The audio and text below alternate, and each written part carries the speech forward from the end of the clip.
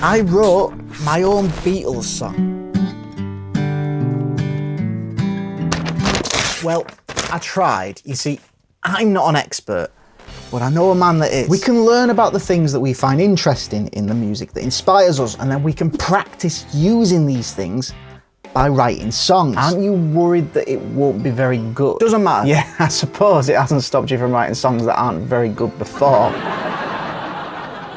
The Beatles wrote songs that got stuck in your head. Can you learn to write memorable songs? I've got this compilation album which is stuff from 1962 to 1966. They're ideas and concepts that anyone can get on board with. Essentially just love songs. It sounds like it's going to be really cheesy. Yes, the idea would probably be cheesy, but that was the route that felt best to go down to get a simple and hopefully memorable song idea. I'm just going to jot down any little idea that comes to mind so that when I do sit down with my guitar, I've got a few things that I can work with first. I kept notes of any ideas that came to me over a few days. The simplest and most usable idea came the day before whilst I was out walking with the boys. So, a little idea I was just having is just beautiful day, got a smile on my face. But no one makes me smile like you. What are you eating? The idea was so simple that it just worked with whatever chord progression I tried. But there was a problem. I don't think they sound like the Beatles. So I knew that I needed something that felt a bit more upbeat, and I suppose you could say something that felt a bit happier. That'll stop it from being cheesy. So what I need now is a chord progression, and I'm thinking of using something like Norwegian Wood as a starting off point. Norwegian Wood uses a D major chord shape, and he turned it into a riff by playing around with the bass notes. So I took this same idea, but instead of making a riff out of it, I made a progression out of it. I'm starting off on the 1 chord, so D major. Then I'm changing the bass note of this chord, so it changes to having an E in the bass, so D/E. Then I'm changing it to be a D/F sharp in the bass. Then we're going to the 4 chord, G major, followed by the 5 chord, which is an A7. To give it the upbeat feel that I was after, I decided to play around with the bass notes.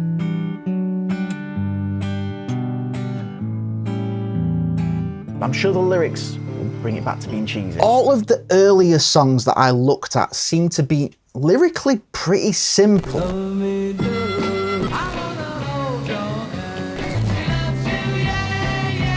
And this is why I wanted my song to be based on a very simple idea.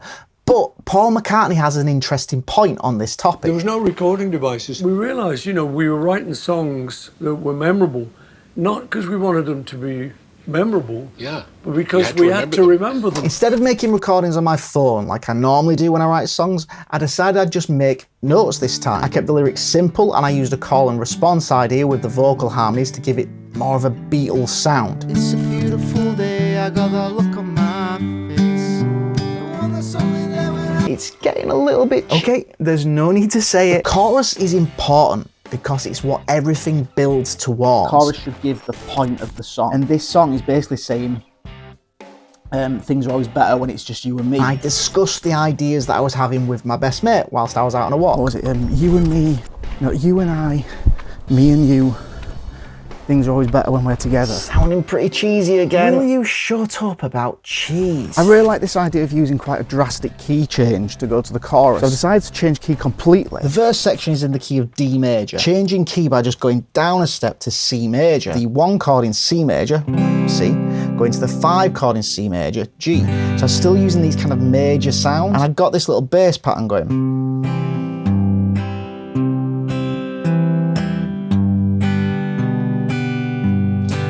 Then I went back to C, did the same again, but to finish the chorus, went to A7 again. And I like this little bass movement I had going on. And this A7 chord transitions perfectly back to D major, which will take us into the verse chord progression again. End of the verse ends with the word you, and the start of the chorus started with the word you, so I knew that lyrically they would combine pretty well. No one makes me smile like you, and I am me and you. It's always better when we're together. Don't worry, I'm not going to say anything about cheese. Now, the bridge was a good place to give the same idea of the song, but from a different perspective. Instead of the song saying, things are always better when I'm with you, I changed the perspective to things aren't the same when you're not here. Musically, changing to a minor tonality, using this A7 chord, going into a D minor, and I'm going to a G major to the A7 chord again, which again is a perfect transition chord for when we want to go into the final verse. Everything was coming together really nicely and I was really happy with it. No, you weren't. I wasn't happy. And why weren't you happy? Because it was a cheesy love song. The lyrics I have are definitely fitting the bill of exactly what I intended them to be. Part of me is just really losing faith in my idea and thinking, should I change it and try and make something completely different? Why did I make the choice at the very beginning to write a song like this? Losing faith in an idea is often why people just don't finish their songs. But it's really important to practice finishing songs. And abandoning this song at this stage and starting a new one would have been absolutely pointless. So I got it finished. Can you learn to write memorable songs? Well, yes, I think you can. Did this challenge teach me how to write memorable songs?